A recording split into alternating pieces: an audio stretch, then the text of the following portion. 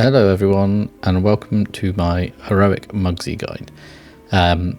On this fight, it's a two-phase fight where you'll basically have one head active on the dirt side and then one head active on the metal side. It's up for debate where you want to use your heroism. You can use it on Paul or you can use it after the intermission. And phase 1 and 2 are relatively straightforward, and then phase 3, if you'd call it, basically includes a fair amount of both mechanics, and it's a little bit more challenging. It's probably the hard part of the phase. So let's go into it, starting with the dirt side. So the first ability you're going to see is something called jail. So what you're going to have to do is split your raid into two groups. You can leave some people out. You're going to have one go into one mark, one go to the other mark. You're going to have right and left of the boss, and essentially the job of these people is to kill the little mob inside of the jail and then get knocked inwards, so they go towards the other jail. And the reason for that is when you get knocked, you break a wall, and you need some of these walls left over. So you want to be stood on one place so you don't just completely remove all the walls in the game, essentially. During this, you're going to have a tank mechanic called Molten Gold Knuckles, and essentially that's going to hit your tank. They're going to fly away. They're going to have a debuff on them where they're going to need to run around to get rid of the gold. If they don't get rid of the stacks, then they'll get stunned. So essentially they get knocked away, you taunt off of them if you're the other tank, and then you just move it slightly towards the center of the room. You really want to make sure that the two groups getting knocked from the jails get knocked behind the boss, and the boss is pulled just beyond these jails, because you don't want the knock to go off as people are getting knocked out, and then they get, completely comboed and sent flying as well and have to get rid of these stacks as well. Okay, so the next ability you're going to face is something called Frosty Boots. You can see our player there positioning by a wall. The reason that's important is because you can see that someone's going to get the boots put on them there, and there's a directional arrow, and you slide around and slip around all the time. So you can see that the player at the top of the screen has gone behind that wall, and what's going to happen is the frost is going to shoot at it, and it's going to hit the wall and not the player. What's actually happened is it's hit somebody else, and they've been frozen. But generally you just get behind a wall and you make sure that you start close to a wall, and this stops you having to move miles and all of that kind of stuff. But yeah, essentially you get the Frosty Boots, you hide behind a wall, you're safe. And finally, the last mechanic on this stage you'll see here, frozen. One person is going to get finger gun on them. They stand still, they don't move, everybody else moves out, and then you just let that go off. You heal them, put a piece of CD on them, wait for your ticker to get to like 97, and over you go. And then you start the next phase. So first things first, you're going to have two ads spawn. You just nuke down the one that you're on straight away, and the other one's going to be at the bottom.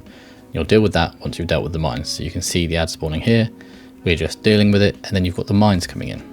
Stay grouped. When the mines start casting, you see little circles come out and you start to step away. The reason that's so important is because you don't want the mines to spawn when you get to the other end, okay? You just want the mines to spawn as you're running away. You're going to have some dedicated ranged that are basically going to pop these mines. So you can see here, they relieve little circles, and every time you need someone to spawn them. So there you go, one of the range goes in. We've got 3 mines up, another one, another range goes in. Okay, and then we've got 2 mines up. We'll pop one more, I believe. Yeah, someone's just going to pop one. He has to get into the soak, so he has to go.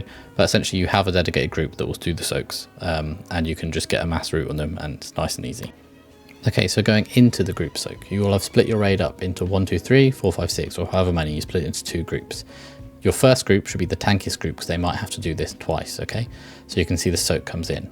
We have our groups 1, 2, 3, move it to the wall, get in, soak it. You then get a 1.5 minute debuff or something along those lines, or you cannot do that again. That's why you split it into 2 groups.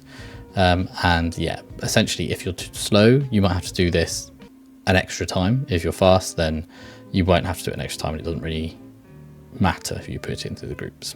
Okay, so the tank mechanic on this is a line that's aimed at a player, and the tank needs to be in front of it to take the majority of the damage. You can see the person there, you can see the tank there, you can see the line going towards a mine here. The reason that the going towards this mine is important is because you can basically blow up the mine, and you don't get as bad as reaction as you do if you actually pop it as a player. So we always just keep one mine CC'd, and then we use the tank buster as such to pop the last mine. Okay, very good to do. And then finally you just have the exact same mechanic as you had on the other side, but this time it's a gun or fire. So it'll aim at one person, it's called spray and pray, and they stand still, and then you drag it over to the other side once that's finished when you get to about 97, and you rinse and repeat just in slightly different positions.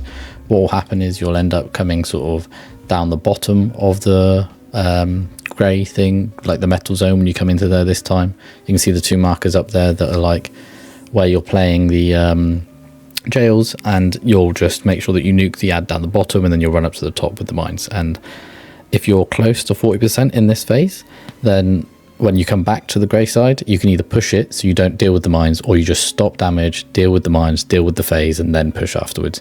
You don't really want to have mines up going into the old intermission, okay? Okay, so the actual intermission itself, you're going to phase it at 40%, and what you want to do is you're going to want to have your players bait it so it goes in specific positions, so you can get it where you want to get it. So you can see what happens as he charges. He then does his double armed shoot out, and a load of swirly spawn, you dodge them, you then get back to positions, you bait it somewhere else. So you can see now it goes down there, and then we follow it, he does his spin, you dodge. You're going to want to have as many, you know, personals, health stones, all that kind of stuff here. And then this last charge is really important. You want it to go towards the middle of the room. The reason you want it there is because you want it to be there for when you're baiting your next set of mines. So it goes towards the middle of the room, you run, and then you'll finish the intermission here. You'll probably pop heroism around here as well, and you'll move into the last phase, which is just a combination of the abilities together. So the easiest thing to do here is to just follow through the mechanics, and it's never going to change. It's always going to be the same. So if we just watch it through and basically go through what you need to do. So you're going to have your last charge, right? And you're going to get him towards the middle of the room, and he's going to spin around. And you're going to want to make sure that everyone is sort of topped at this point, and then you're going to go into some mines. So the boss is stood still, you'll get nice and close, and you're going to bait mines here. And you're going to step away just like you normally do. So mines start coming in, you start seeing the little circles, and you deal with them exactly how you normally would. Okay, so there you go. You're going to get them all CC'd up, you're going to pop one, you're going to go get it, and then you're going to pop probably two more, and again, still use the tank mechanic to blow up the last one if possible. But what you're going to get is you're going to need to leave two mines up here, because you're going to get frosty boots come in. So the frosty boots come in, those two players get behind the mines, they shoot into them, they both hit the same one, so we're going to need to deal with that mine, but we can CC it for now. Then two jails come in. You have your same groups, a right group and a left group, okay? With these jails, you're going to get a crossover of also the soak. That is why I said it's important to have essentially your tankier group, because they might be taking another soak here, and that'll be their second of the game, essentially. So that one, we had our second group soaking it, and they dealt with it. Then we go up to the top, we just kill off this ad. There's still a mine up. Essentially, what we'd want to do with that mine is use the tank mechanic to blow it up, but we make a mistake and it walks into someone. We don't use the tank mechanic. I'm chasing the tank mechanic to try and not get that person killed. And yeah, then you're going to get a set of mechanics that are basically the in-range. So you're going to have your spray and pray, and that's fine. They just stand still and you heal through it. And you're going to have more mines coming in. And with these mines, it's very important that you just stack up together, okay? And you just wait for them to come in. And then once they're in, you just mass CC them, and you run away, and you run down the bottom, and then you're going to get a load of frosty boots come in, and all they do is basically, if they can run behind the mines, fine, otherwise just let them die, and it's just a race to finish the boss before the mines hit you, or before your players die, or he, you know, completes his final cast, which is just a one shot. As always, a huge thank you for watching, and a big thank you to those that helps me out enormously. We'll be getting the other videos out, don't you worry, they are coming. But yeah, thank you for watching, and enjoy your kill on MugZee.